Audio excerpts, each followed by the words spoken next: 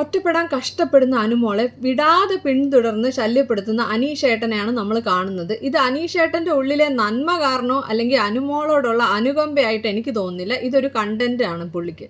കാരണം സാബുമാൻ പറയുന്നുണ്ട് പുള്ളി എപ്പോഴും ഇങ്ങനെയാണ്, എല്ലാവരും ഒരു കാര്യം പറയുമ്പോൾ അതിനെതിരെ സംസാരിക്കുന്ന ഒരാളാണ് പുള്ളി. അത് തന്നെയാണ് ഇവിടെ കാണിക്കുന്നത്.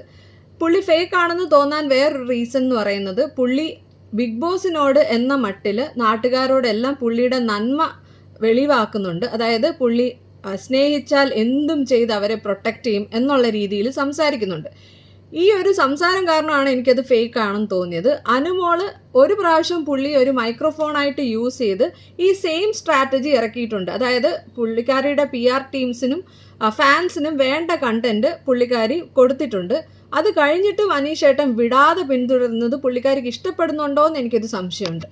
എങ്കിൽ നെവിൻ ഇവിടെ ചെയ്യുന്നത് ശ്രദ്ധിക്കുക. നെവിന് അറിയാം പുറത്തിറങ്ങുമ്പോൾ അനുമോളുടെ ഫാൻസ് പുള്ളിക്കാരനെ ഒരുപാട് ബുള്ളി ചെയ്യാൻ സാധ്യതയുണ്ട്. അതുകൊണ്ട് തന്നെ അനുമോളുടെ അടുത്ത് എല്ലാം പറഞ്ഞ് ഒന്ന് ശരിയാക്കണം എന്ന് നെവിനൊരു ആഗ്രഹമുണ്ട്. നെവിൻ അത് അനുമോളോടുള്ള സ്നേഹം കാരണമല്ല, പക്ഷേ ഒരു ഗ്രഡ്ജ് ഹോൾഡ് ചെയ്യാൻ പുള്ളിക്ക് താല്പര്യമില്ലാത്തതുകൊണ്ട് ചെയ്യുന്നതായിട്ടാണ് തോന്നിയത്. അത് പുള്ളി തുറന്നു പറയുന്നുണ്ട്.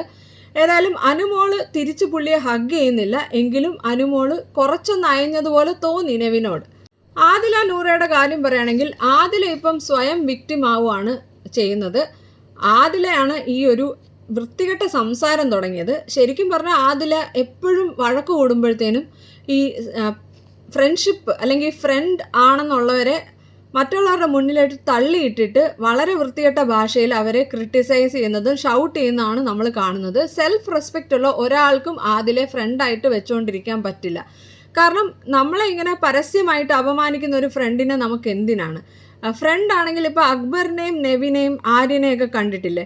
അവരെപ്പോഴും അവരുടെ ഇടയിലാണ് ഡിസ്കഷൻ നടക്കുന്നത്, അല്ലാതെ നാട്ടുകാരുടെ ഫ്രണ്ടിലോട്ട് തള്ളിയിട്ടിട്ട് ബഹളം വെക്കുകയല്ല ചെയ്യുന്നത്.